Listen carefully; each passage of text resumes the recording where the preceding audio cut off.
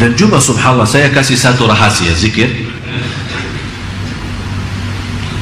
Saat anda wudu, usahakan wudu sebelum salat kira-kira 10 atau 15 menit. Habis anda wudu, kan ada tahiyatul masjid, atau kita di rumah sunnatul wudu kan, sambil menunggu azan nih, ada 10 menit atau 15 menit. HP-nya jauhkan. Ini sekarang kita punya masalah. Datang ke masjid bawa HP, i'tikaf bawa HP, imam bilang istau i'tadilu masih bawa HP, padahal imamnya sebelum Allahu Akbar. Bapak ibu yang membawa HP, mohon non aktifkan, kalau tidak keberatan. Allah astagfirullahaladzim. Imamnya aja belum selesai Allahu Akbar sudah bunyi, seolah-olah kita baru imam sudah sampai. Saya perhatiin kalau imam bilang istawu i'tadil agak cepat, istawu i'tadilu, luruskan saf. Tapi begitu dia sebut soal HP, dia membawa bahasa yang halus. Bapak ibu yang membawa HP, mohon non aktifkan. Tapi kalau tahu tadi, tahu luruskan saf. Jadi cepat kalau tahu itu dulu. Begitu dia sebut kata HP, dia supaya kenapa? Kita mendengar. Apakah kita perlu menjadikan seorang imam seperti Umar bin Khattab? Bagaimana Umar bin Khattab kalau dia jadi imam? Tahu kan? Tahu luruskan saf. Beliau khalifah dan beliau juga imami salat 5 waktu. Tahu luruskan saf. Sebelum dia takbir, dia punya tongkat punya kepala besar, dia putar dalam saf-saf jamaah. Kalau safnya belum lurus, dia tidak ngomong lagi luruskan, karena dia sudah tadi bilang luruskan. Dia sekarang beriksa, mutar, tang, langsung di kepala. Ya Allah. Habis itu yang sudah cukup lalai, begitu kata Amirul Mukminin istawu i'tadilu, dia sudah rasa sakitnya duluan. Padahal Amirul Mukminin belum memeriksa safnya, hanya istawu i'tadilu dia sudah megang kepala duluan. Berarti sudah tahu. Apakah kira-kira perlu begini ya? Nanti saya minta sama pengurus satu tongkat di sini, supaya setiap ini mutar-mutarlah sebelum kita takbir. Jadi jamaah sekalian, inilah namanya. Begitu anda wudu sebelum azan 10 menit atau 15 menit, tinggalin semua dunia, HP semua tinggalin, terus isi zikrullah. Subhanallah, kalau kita bisa seperti ini, saya yakin salat kita jauh akan lebih baik. Karena kenapa zikir sebelum salat itu? Karena dia memberikan persiapan batin, bersih semua, HP jauh semua bersih. Jadi fikiran zikir. Yang dimegang tangannya boleh tasbih atau pakai jari sendiri, terus zikir. Begitu sudah masuk Allahu Akbar, ikuti dengan suara azan, dan habis azan angkat tangan berdoa. Subhanallah indah. Belum ikamat, belum kita selesai sunnah qabliyah, kita sudah siap batin dengan cahaya zikir. Begitu masuk salat, waktu wajib kita, ternyata nikmat salat. Tolong amalan ini yang saya baru saja sampaikan, pertama kali saya sampaikan cara ini, saya mohon dipraktis dan diamalkan. Anda sendiri akan merasa, oh ternyata betul. Yang paling berat, kita mengutamakan Allah saat punya keinginan. Contoh, sudah alarm kan?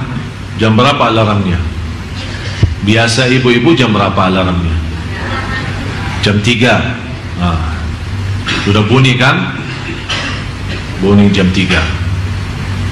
Kita megang HP, kita sudah megang kan? Sudah lihat.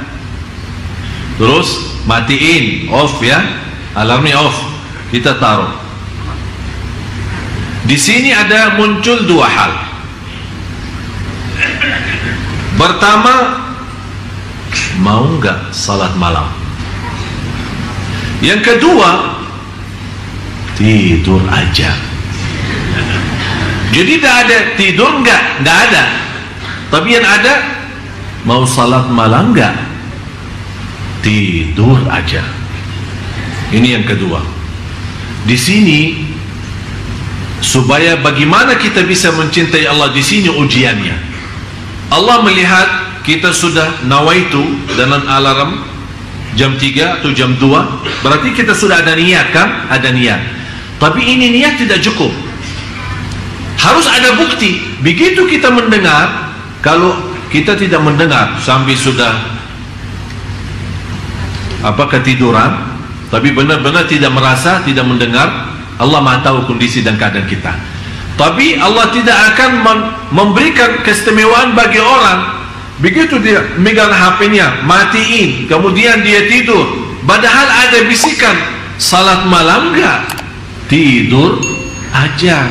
Tapi dia mengutamakan tidurnya daripada itu, namanya tidak bakal dicintai Allah. Karena yang membuat kita bangkit dan bergerak untuk bisa salat malam, di sini kan ada katanya bisa menguasai nafsu, melawan hawa nafsu. Di sini hawa nafsu ini apa? Hawa nafsunya di sini apa? Mau tidur. Berarti tidur itu kan enak. Salat malam jauh lebih enak. Tapi nafsu kita mau istirahat. Tapi hati nurani kita mau menghadap Allah. Orang yang bangun dan dia mampu melawan hawa nafsu dan semangat, bagaimana dia semangat? Dengan zikrullah. Alhamdulillahilladzi ahyana ba'da ma amatana wa ilaihi an-nusyur. Astaghfirullahaladzim, bismillah, tawakkaltu Allah. Bangun, baca ayat al-kursi, baca apa saja supaya menghilangkan syaitannya. Begitu anda bangun, begitu anda wudu, Allah subhanahu wa ta'ala setiap titisan air wudu membawa dosa keluar. Begitu anda salat, akan Allah cahayakan rumah, malaikat di langit melihat rumah itu keluar cahaya, orangnya di dalam rumah lagi salat malam. Kalau kita sudah menjadi kebiasaan, ketika satu malam kita memang sakit, sudah alarm sudah mau bangun, tapi sakit betul. Ternyata begitu kita bangun tapi tidak kuat, malaikat melihat ini rumah biasanya ada cahaya keluar, kok ini malam tidak keluar cahayanya. Turun salah satu malaikat mau ambil berita, ini ada apa.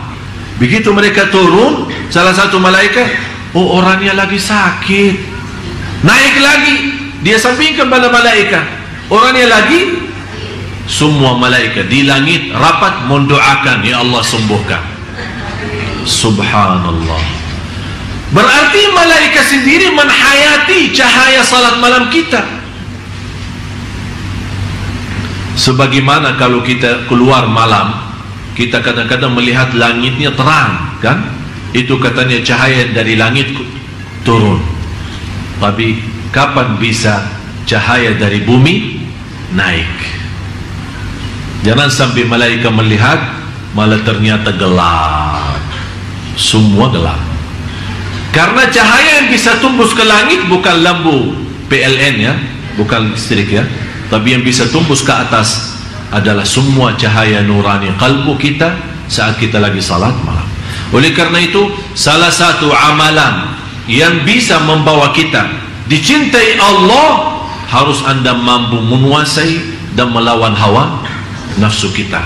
Terutama saat merasa nafsu kita ingin sesuatu duniawi, ingin istirahat, ingin tidur, ingin mencari rizki tapi yang haram, tidak mau membedakan halal haram.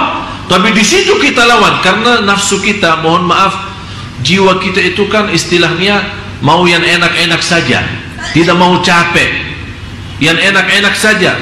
Tapi begitu kita lawan, bukan yang enak diri saya, tapi yang enak Allah. Apa yang dienak Allah, apa yang disenang oleh Allah, apa yang diridai oleh Allah. Di situ kita selalu menanamkan dalam jiwa kita adalah kekuasaan hanya di tangan Allah. Jangan sampai memberikan nafsu kita yang memiliki kekuasaan. Di situ kita lama-lama akan memiliki hati yang sudah rusak. Begitu kita mau perbaiki, susah.